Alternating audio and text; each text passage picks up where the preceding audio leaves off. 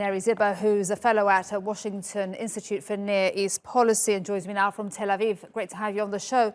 Why are ultra-Orthodox Jews so badly affected? Well, a few reasons. Number one, a city like Bnei Brak, as you mentioned, right outside Tel Aviv, it has about 200,000 residents in a few square kilometers of space.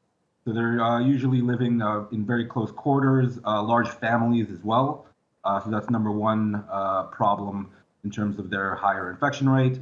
Number two, obviously, they're more devout, more religious, perhaps less accepting of the orders of the authorities and the orders of health experts.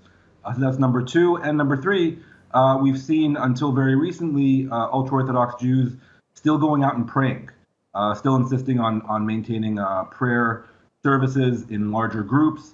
That has been a problem as well until very recently.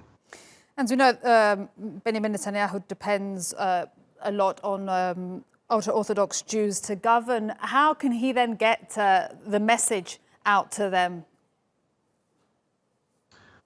Well, that's a great question. We had the news last night that the health minister, who is from one of the ultra-Orthodox parties, actually testing positive for coronavirus, actually going into quarantine, but in the process actually potentially infecting other senior ministers and officials. It seems as though the health minister himself wasn't exactly following the guidelines that he has been issuing in recent weeks. That in itself is a huge problem. There are calls, widespread calls to actually have him sacked. But as of now, Netanyahu has not done that precisely because he very much needs the support of the ultra-Orthodox parties to maintain his government now and in future. And that was going to be my next question about the health minister. And tell us, how well equipped are hospitals right now across Israel? So they're still fairly well equipped, although like everywhere else in the world, they're straining at the seams. The fear here in Israel is that as the numbers grow larger and as really the seriously ill grow larger, that it will lead to the collapse of the health system.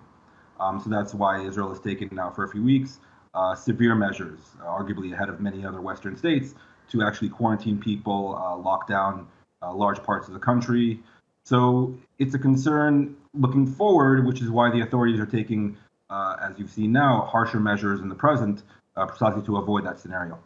And next week we have Easter, Passover, I believe. How is this going to be celebrated completely under lockdown, I believe? Well, that's exactly right. It will be a Passover and an Easter, and after that, actually a Ramadan for Muslims under lockdown. So the Israeli government has been very clear, as has, by the way, the Palestinian Authority in the West Bank and the Hamas authorities in Gaza, that this will be a very unusual holiday period for all faiths.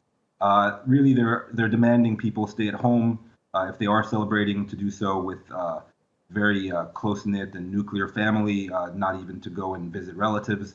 And the Israeli police, on its side, is planning a major crackdown on Passover Eve to precisely stop people that are at least considering going and visiting relatives. So we're talking about checkpoints, possible fines, arrests, and a larger security presence on the streets to stop a potential infection or outbreak during the holiday period. And Neri, before I let you go, what do you see happening in Gaza? We hear the UN is very concerned about an outbreak there. That's exactly right. So there's a grave concern that if there were to be an outbreak in Gaza, obviously one of the most densely populated places in the world, as of now, there are 12 confirmed cases, and the Hamas authorities, to their credit, are taking it quite seriously. There is a lockdown in Gaza as well, and they're quarantining infected residents. Hopefully, it remains contained. Okay, we'll leave it there. Neri Zilber, live for us there in Tel Aviv. Thank you. Appreciate your time.